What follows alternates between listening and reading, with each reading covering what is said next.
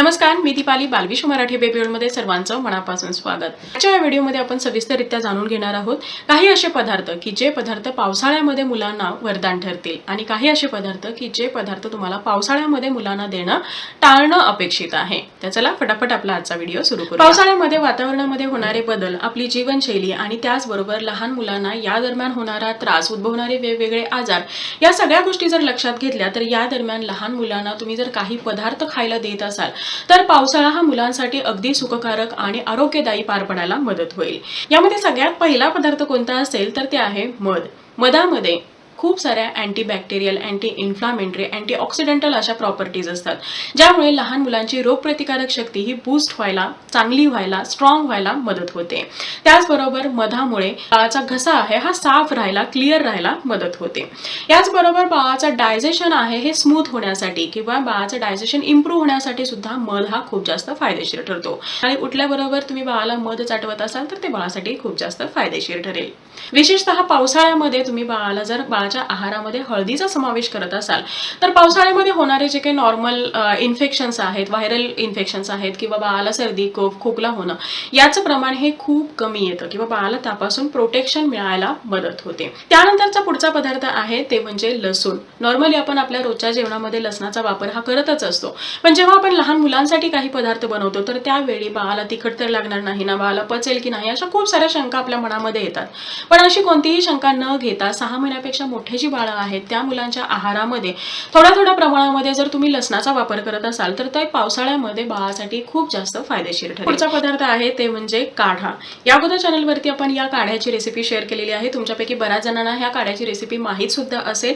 यामध्ये आपण पाण्यामध्ये जे काही आपल्या घरामध्ये असणारे मसाल्याचे पदार्थ आहेत, आयुर्वेदिक पदार्थ आहेत, असे पदार्थ टाकतो, जसं की लवंग आहे, दालचिनी आहे, अद्रक आहे, तुळशीची पानं आहे, पुदिन्याची पानं आहे। तुम्ही याची डिटेल रेसिपी आपल्या चॅनलवरती पाहू शकता। इथे वरती सुद्धा तुम्हाला लिंक मिळेल, तिथे क्लिक करून तुम्ही ती काढ्याची रेसिपी पाहू शकता।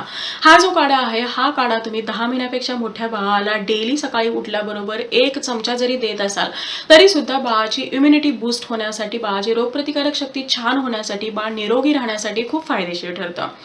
हे जे नॉर्मल व्हायरल इन्फेक्शन आहेत किंवा सर्दी, कफ, खोकला आहे यापासून तर हे दूर बाळाला ठेवतोच, पण त्याचबरोबर बाळाचं डायजेशन इम्प्रूव्ह होण्यासाठी, बाळाला छान झोप लागण्यासाठी, बाळाचं रक्ताभिसरण छान होण्यासाठी सुद्धा या काढ्याचं खूप जास्त मदत होते। त्यामुळे हा काढा सुद्धा पावसाळ्यामध्ये किंवा थंडीच्या दिवसामध्ये मुलांसोबतच मोठ्या लोकांनी सुद्धा हा घ्यायला हवा। पावसाळ्याच्या दिवसामध्ये लहान मुलांच्या आहारामध्ये आणखी एका पदार्थाचा समावेश असणं अतिशय महत्त्वाचं आहे आणि तो पदार्थ म्हणजे कारलं। कारलं हे मोठ्यांनाच आवडत नाही तर लहान मुलं कशी खाणार असा प्रश्न आपल्याला पडला असेल, पण यामध्ये तुम्ही तुमचं कुकिंग स्किल घालून, थोडासा गूळ ऍड करून किंवा थोडंसं चिंच घालून या कारल्याची चव आहे ही थोडीशी बदलवून किंवा लहान मुलांना आवडेल अशा प्रकारे बनवून जर तुम्ही बाळाला कारलं खायला देत असाल तर बाळासाठी हे खूप जास्त फायदेशीर ठरेल। त्यानंतरचा पुढचा पदार्थ आहे ते म्हणजे खूप सारे सूप। या अगोदर चॅनलवरती सुद्धा आपण बऱ्याचशा सूपच्या रेसिपी शेअर केलेल्या आहेत। डिस्क्रिप्शन बॉक्समध्ये तुम्ही सगळ्या सूपच्या रेसिपीज पाहू शकता। नॉनव्हेज आणि व्हेज अशा दोन्ही प्रकारच्या सूप रेसिपीज शेअर केलेल्या आहेत। हिवाळ्यामध्ये असेल किंवा पावसाळ्यामध्ये बाळाला जर तुम्ही स्नॅक मध्ये सूप देत असाल तर बाळाच्या शरीराचं टेम्परेचर हे मेंटेन राहायला, बाळाची रोगप्रतिकारक शक्ती वाढायला मदत होते। पावसाळ्याच्या दिवसामध्ये आपली म्हणावी तेवढी शारीरिक हालचाल नसते, डायजेशन तेवढं प्रॉपर होत नाही, मुलांची भूक कमी येते आणि अशा वेळी मुलांचा हिमोग्लोबिन कमी होण्याचे चान्सेस ही असतात। जेव्हा बाळाचं हिमोग्लोबिन कमी होतं, आयरन लेवल कमी होते तर त्यावेळी आरोग्याच्या खूप साऱ्या समस्या सुद्धा उद्भवतात। हे होऊ नये यासाठी पावसाळ्यामध्ये मुलांच्या आहारामध्ये बीटाचा समावेश तुम्हाला जरूर करायचा आहे। त्यानंतर पुढचा पदार्थ आहे ते म्हणजे खूप सारे ड्राय फ्रुट्स आणि नट्स। ड्रायफ्रुट्स जे आहेत यामध्ये खूप सारा आयरन आहे, प्रोटीन आहे, बाळाची इम्युनिटी बूस्ट करण्यासाठी, बाळाचं वजन वाढवण्यासाठी ड्रायफ्रुट्स हे खूप जास्त फायदेशीर आहे। ड्रायफ्रूटमध्ये भरपूर एनर्जी असते, उष्णता असते आणि पावसाळ्यामध्ये किंवा हिवाळ्यामध्ये आपल्या बॉडीचं टेम्परेचर आहे हे रेग्युलेट राहण्यासाठी, बाळाला निरोगी राहण्यासाठी याची खूप मदत होते। ड्रायफ्रूट प्रमाणेच तुम्हाला लहान मुलांच्या आहारामध्ये भरपूर अशा डाळींचा सुद्धा समावेश करायचा आहे।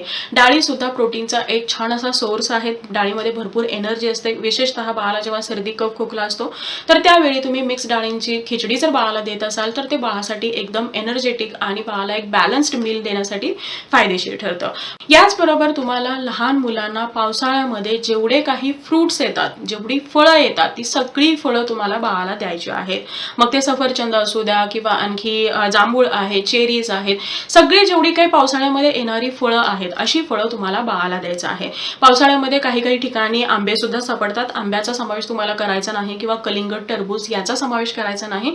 पण त्या व्यतिरिक्त जे सीझनल फ्रुट्स आहेत हे सगळे फ्रुट्स तुम्ही बाळाला देऊ शकता. यानंतर आपण पाहूया की कोणते असे पदार्थ आहेत की जे पदार्थ तुम्हाला बाळाला द्यायचे नाहीत. पावसाळ्यामध्ये तुम्हाला जे बाहेरचे पदार्थ आहेत खूप जास्त तळलेले, घरामध्ये जरी असेल तरी सुद्धा खूप जास्त तळलेले, खूप जास्त मसाले असलेले असे जे पदार्थ आहेत हे देणं टाळायचं आहे. याचबरोबर पावसाळ्यामध्ये जर तुम्ही बाळाला सॉल्टी खूप जास्त पदार्थ म्हणजे जे काही खूप मीठ लावलेले असे जे पदार्थ असतात, चिप्स आहे किंवा आणखी जे मिठाचे पदार्थ, लोणचं आहे, असे जर पदार्थ तुम्ही मुलांना देत असाल तर त्याचा सुद्धा तुम्हाला वापर हा टाळायचा आहे. पावसाळ्यामध्ये माशांचा असेल किंवा हे जे काही पाण्यामध्ये राहणारे प्राणी आहेत त्यांचा ब्रीडिंग टाइम असतो आणि या दरम्यान हे जे काही असे जर पदार्थ आपल्या आहारामध्ये येत असतील तर इन्फेक्शनचे चान्सेस हे वाढतात. त्यामुळे मासे किंवा इतर काही सी फूड तुम्ही लहान मुलांना जर देत असाल तर ते तुम्हाला पावसाळ्याच्या दिवसामध्ये टाळणं अपेक्षित आहे. सो आय होप आजचा व्हिडिओ तुम्हाला आवडला असेल आणि हेल्पफुल ठरला असेल. Thank you so much for watching. Bye bye. See you soon with new topic.